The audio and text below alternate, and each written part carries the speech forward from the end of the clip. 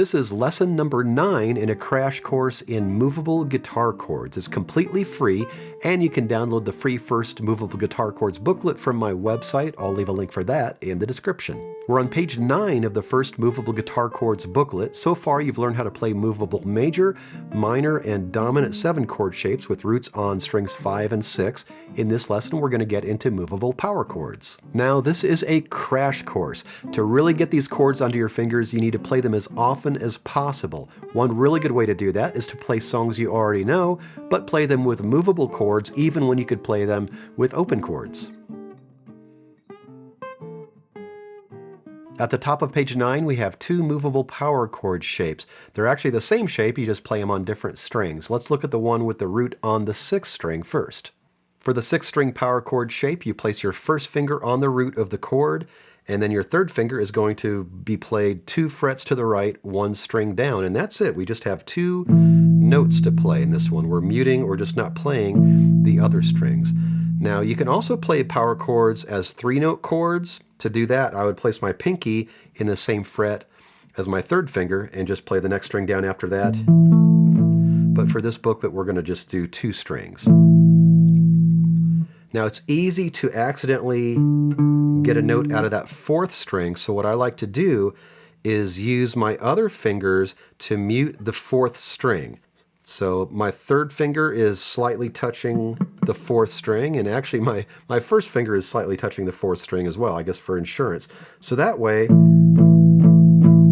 I can strum as hard as I want without worrying about accidentally hitting that string. Just like all the other shapes in this book, these are movable chords because there are no open strings.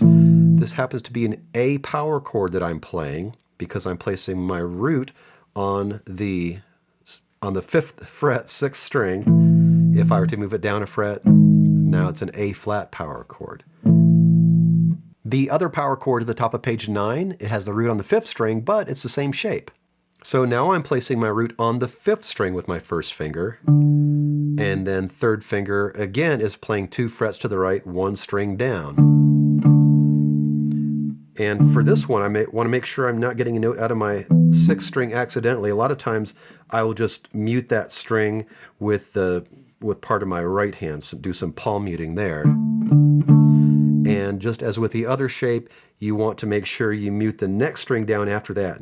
In this case, it's muting the 3rd string with 1 or both of these fingers so you don't get an extra note there. And you could play this with 3 notes, just like you do the 6th string shape, by placing your pinky in the same fret as your 3rd string, the next string down. But again, for this booklet, we're only going to do the 2-note version. Just under those power chord diagrams, we have a chord finder exercise like you did with your major, minor, and dominant 7 chord shapes, and we'll handle that the same way. Notice that all of these chords have a 5 after them. That's a common way of notating power chords. In your music, you'll either see chords like G5, F5, C5, or at the beginning of your music, it may just say power chords. The first chord we have to find is a G5 or G power chord on string 5. So we need to find our G on the 5th string. That's going to be way up at the 10th fret. And then from there we play our power chord.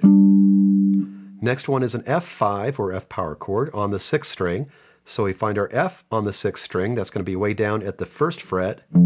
And that's where we play our power chord shape. Next we have an F5 on the 5th string. So another F power chord, but this time the root on the 5th string, so we need to find our F on the 5th string. That's going to be at the 8th fret, and then form your power chord. Next, C5 on string 6. That's going to be really, really close, because that's going to be at the 8th fret on the 6th string. That's where your C is. Then you play your power chord. And then your C power chord, or C5, on the 5th string. So find your C on the 5th string. That's going to be at the 3rd fret, and play your power chord. Remember to use 1 or both of these fingers to mute the next string down. Next line, we have a B flat 5 or B flat power chord. You find your B flat on the 6th string. That's going to be at the 6th fret, and you play your power chord. E flat 5 on the 5th string. That's the same fret as your B flat, but you're just on the 5th string. So that's at the 6th fret. Play your power chord. Next, A5 on the 5th string. So we need to find our A on the 5th string. That's going to be way up at the 12th fret. And then you play your power chord. D flat 5 or D flat power chord on string 5.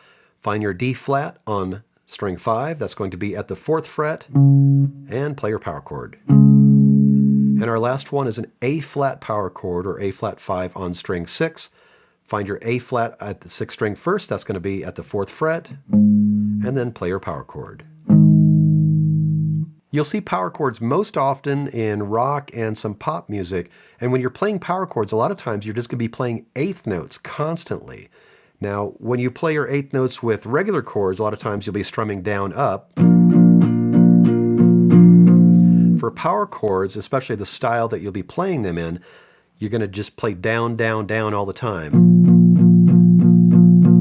So you'll be playing 1 and 2 and 3 and 4 and 1 and 2 and 3 and 4 and this sounds especially good if you have an electric guitar with a little bit of overdrive. And at the bottom of page 9 there is another common strumming pattern that you'll see with power chords. You can use these with regular chords too. Here's what it sounds like, and then we'll break it down.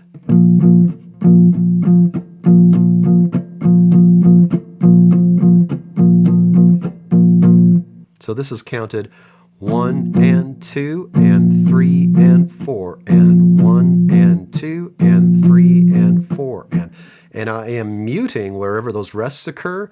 So it's not just going to be 1 and rest and 2 and it's going to be 1 and then you get that little chick sound, and all you have to do is release the pressure a little bit off from your left hand. Don't take your fingers off the strings. You want to be able to play those strings but just get that muted sound.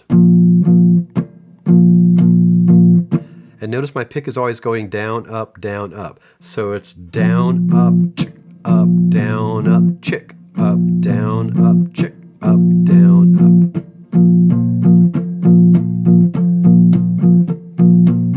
Your assignment is to practice the material on page 9 and continue memorizing notes on strings 5 and 6 as needed. I've got a couple of videos that'll help you learn the fretboard. I'll leave links for those in the description.